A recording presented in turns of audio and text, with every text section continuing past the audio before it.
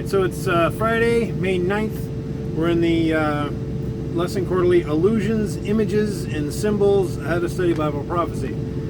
Because it's Friday, we do further thought in this.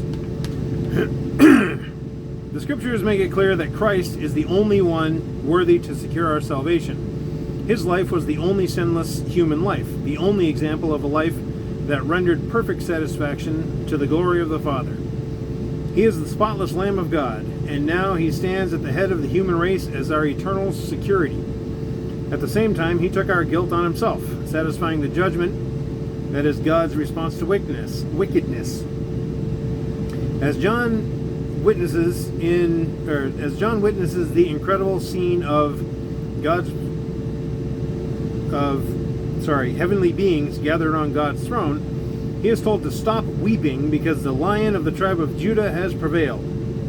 Think, too, just how bad sin is, just how fallen the human race really is. That only the death of Jesus, God himself, would suffice to solve the problem of sin. No doubt, if there were some other way that God could have saved us without violating the principles of his divine government, surely he would have done it. The broken law of God demanded the life of the sinner. In all the universe, there was but one who could, in behalf of man, satisfy its claims.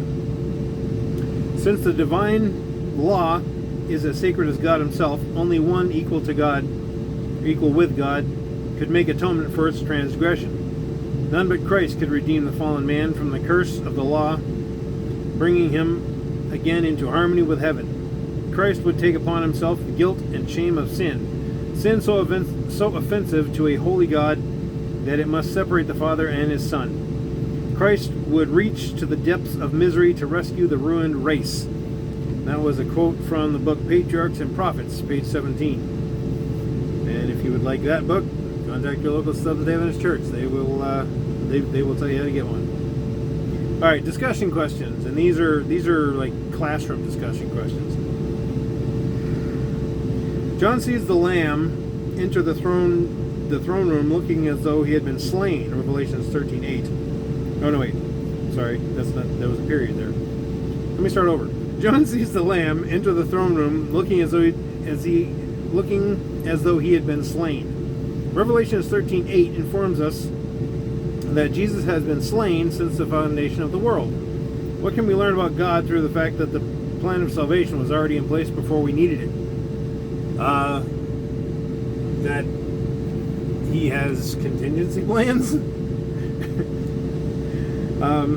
That he knows the beginning from the end, and he knows, he's like, all right, well, I'm going to need a contingency plan, so here it is. Many atheists believe that we are alone in a cold, uncaring universe. In contrast, the Bible talks not only about God, but about how he loved the world so much that he came down to it and even died for it. How differently should we view the world and our place in it, in contrast to those who don't believe in God at all? Well, according to God, we were made in his image, and we were basically the crowning achievement of his creation for this world. And so that's how we should find our identity. In other words, how should the reality of the cross impact all that we do? Well, we should never forget all that was paid for us. Why was the life, death, and resurrection of Christ the only means by which the human race could be saved? Again, what does such a cost tell us about how bad sin must really be? Well, that question was answered in this, in what we read.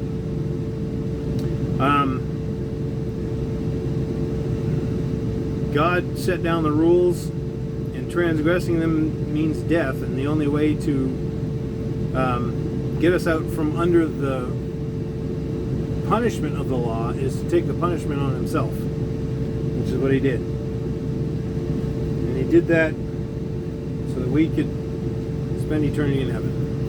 All right, well, have a nice weekend. I'll see you on Sunday.